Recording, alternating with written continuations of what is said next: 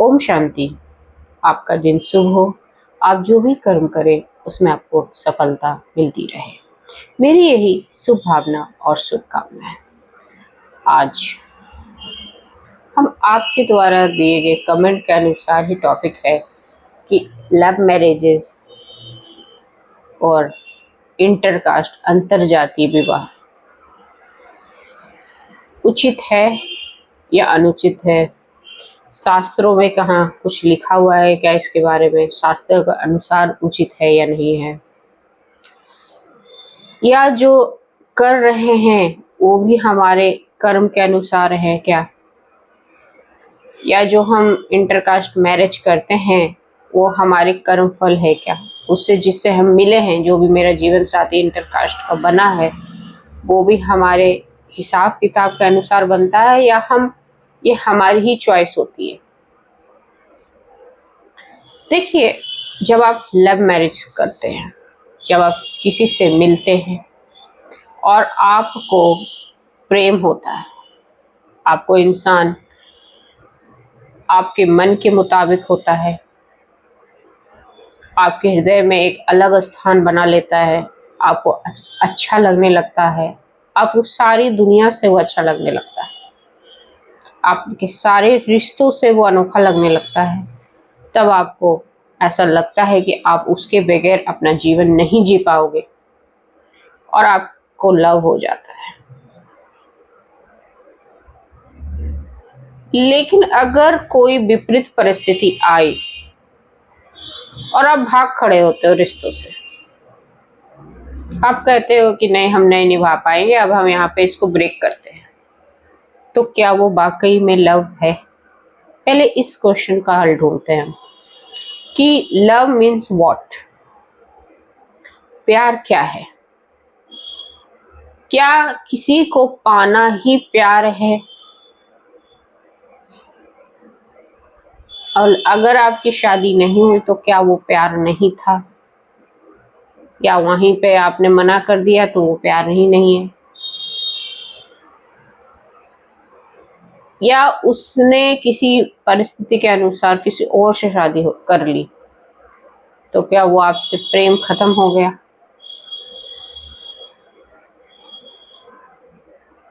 देखिए, लव का बहुत बड़ा मतलब है, आप उसकी खुशी में खुश रहो ये भी प्यार है,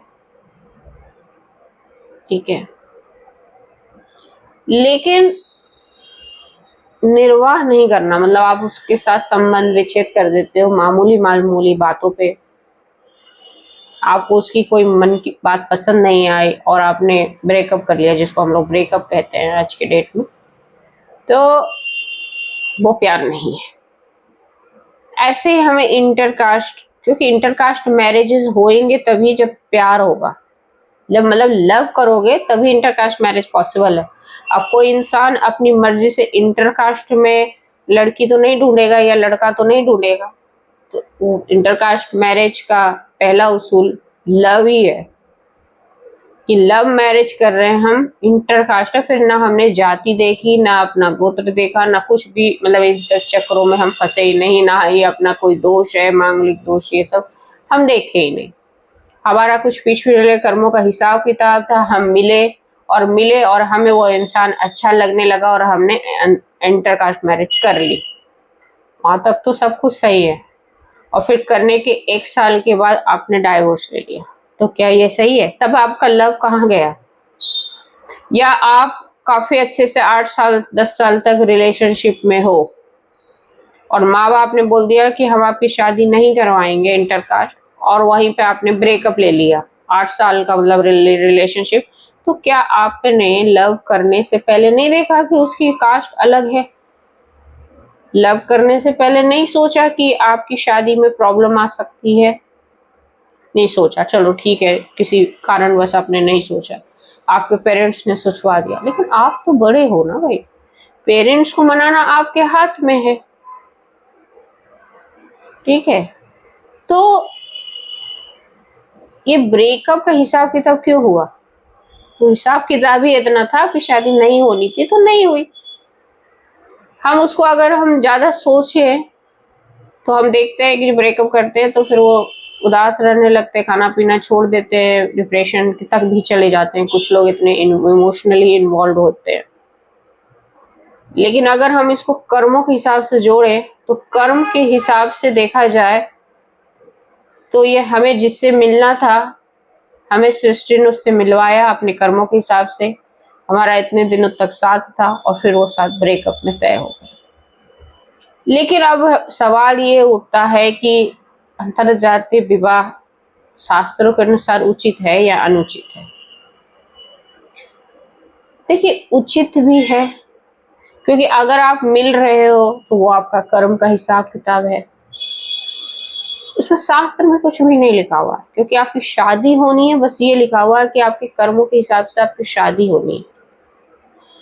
ठीक है, अब आप अंतरजातीय करिए, लव मैरिज करिए या अरेंज करिए, वो आपको, आपकी चॉइस नहीं है। वो आपके कर्मों के हिसाब से, आपका जीवन में जो भी व्यक्ति आप मिलते हो वो सब कर्मों के हिसाब से है। लेकिन हम सोचते हैं कि इंटरकास्ट कर रहे हैं, एक बहुत बड़ा कदम निभा रहे हैं, तो करिए, आप इंटरकास्ट इन्वॉल्व करिए। अब प्यार होना आपके हाथ में नहीं, आपके इमोशनली आप इन्वॉल्व हो रहे हो, आपके रिलेशनशिप में आ रहे हो, लेकिन उसका निर्वाह करिए, छोड़िए मत। और रिलेशनशिप को ऐसे ब्रेक भी मत करिए, क्योंकि किसी को दुख पहुंचाना गलत है। रिश्तों को निभाना सीखिए। आपने रिश्ते बनाया है, आपने इतना प्रेम किया है, प्रेम का मतलब समझिए कि ठीक है, वो अगर इस चीज में खुश नहीं है तो मैं उसकी खुशी में खुश हूँ, यही तो होता लव। लेकिन हम आजकल क्या है, आजकल तो बहुत कुछ बदल गया है ना। हम पहले चेक करते हैं रह के, फिर रह के चेक किए, वो हमारे अकॉर्डिंग नहीं होता है तो हम फिर उसके बाद ब्रेकअप ले लेते हैं। हम उसका शरीर का भी यूज कर लेते हैं। तो कितना सही है ये? वो गलत है ना। लिव इन, जिसको आजकल हम लिव इन रिलेशनशिप का टैग लगाते हैं, लेकिन वो सब गलत है। अगर आप परमात्मा से जुड़ो तो आपको ये महसूस होगा कि हम आत्मा एक जर्नी पे है, सोल लॉन्ग जर्नी पे है, अमर अजर अविनाशी है। और जो आत्मा जर्नी पे है वो अलग अलग आत्माओं से अपने कर्मों के हिसाब से मिलती है, और आपका विवाह जिससे निश्चित है, जिससे होनी है, वो होगी और उचित समय पे ही होगी। लेकिन हम इसमें फंस जाते हैं कि इंटरकास्ट, लव, अरेंज, जो होना वो होगा। पर जो भी रिश्ता आप बनाइए उसको प्यार से निभाइए। उसमें ये नहीं कि आप 1 साल मिले फिर आपने ब्रेकअप ले लिया, डाइवोर्स हो गया, ये सब नहीं होना चाहिए। क्योंकि प्रेम में न तो जाति, न तो अरेंज, न तो लव, कोई मैटर नहीं करता। अगर प्रेम हो, मैरिजेस किसी भी फॉर्म में हो, प्रेम है तो आप सबके साथ निभा लो। आपकी कम्युनिकेशन अंडरस्टैंडिंग काफी अच्छी है, क्योंकि आपने प्रेम किया है तो उसको आप किसी भी फॉर्म में एक्सेप्ट कर लिया आपने। लेकिन हम उसको एक्सेप्ट ही नहीं कर पाते। आपके साथ आज अच्छा है, कोई इंसान बोल रहा है या मैं बहुत अच्छा हूँ, आपको उसकी सारी चीजें पसंद आ रही है, और जब आप उसके साथ रहना चालू करते हो तो आप उसकी पॉजिटिविटी को भूल जाते हो।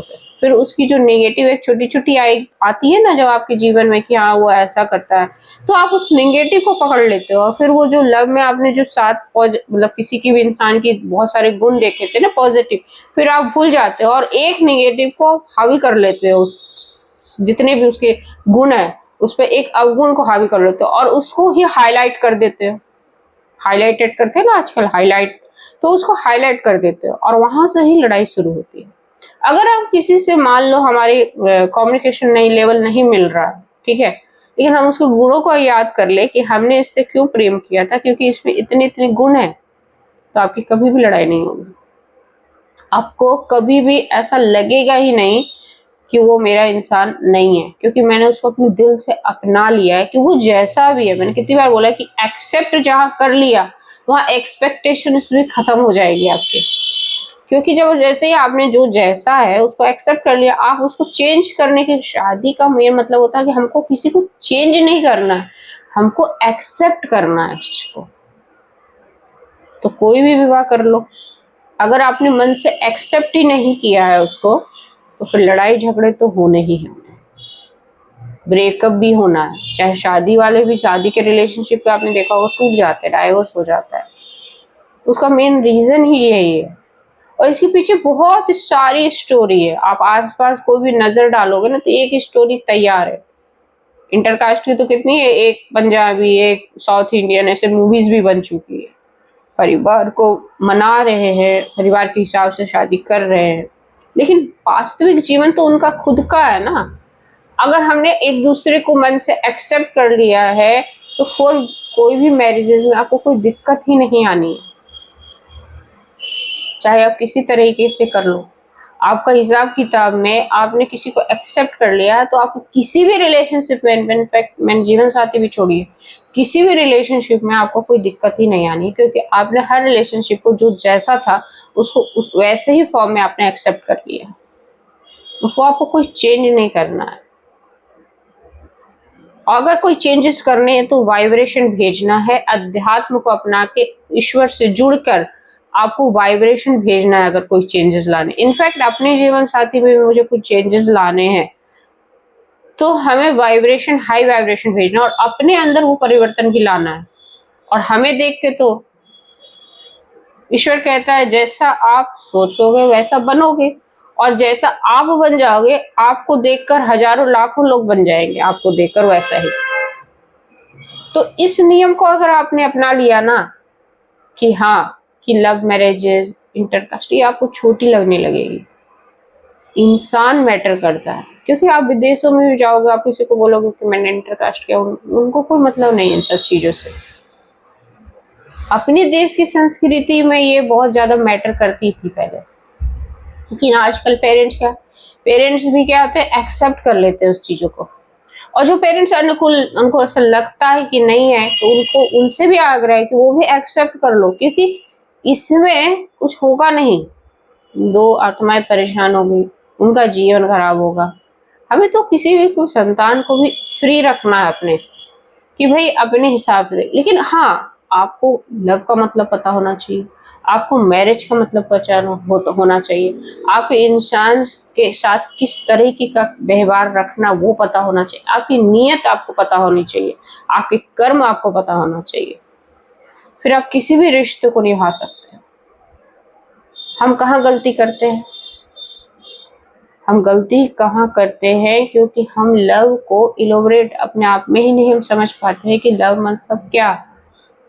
अगर मान लो मेरे साथ ब्रेकअप हो गया किसी का, ठीक है, तो मैं 24 घंटे उसके बारे में सोचूंगी? नहीं सोचूंगी। मैं उसको ब्लेसिंग्स दूंगी कि तुम जहां भी रहो खुश रहो, जिसके साथ भी रहो आप खुश रहो। अपनी जिंदगी थोड़ी ना बर्बाद कर लूंगी। ठीक है, हमारा योग नहीं है, हमारा साथ नहीं है, पर जिसके साथ भी है तुम खुश रहो। पर हम क्या खुश भी नहीं देखना चाहते सामने वाले को। तो फिर अगर आप किसी को खुश नहीं देखना चाह रहे हो, तो आपका लव है ही नहीं वो। तो आप समझ गए होंगे कि मैं कहना क्या चाहती हूँ। सब उचित है जहां आपने एक्सेप्ट कर लिया है। कोई भी कमेंट, क्वेश्चंस दिमाग में आ रहे हो तो कमेंट करके पूछिए, हम उन सब का जवाब देंगे आपको। और ये जवाब हम ईश्वर से कनेक्ट होकर देने की कोशिश करते हैं, ताकि आप उस चीज से जुड़े। ईश्वर परमात्मा से जुड़ोगे तो आपको हर क्वेश्चन का, सवाल का जवाब आपको मिल जाएगा। होप सो आपका दिन शुभ रहे, आपका जीवन साथी के साथ आपका 100% बने, और कोई ब्रेकअप जैसा लाइन, शब्दों का भी आप इस्तेमाल ना करो। जय हिंद, जय भारत।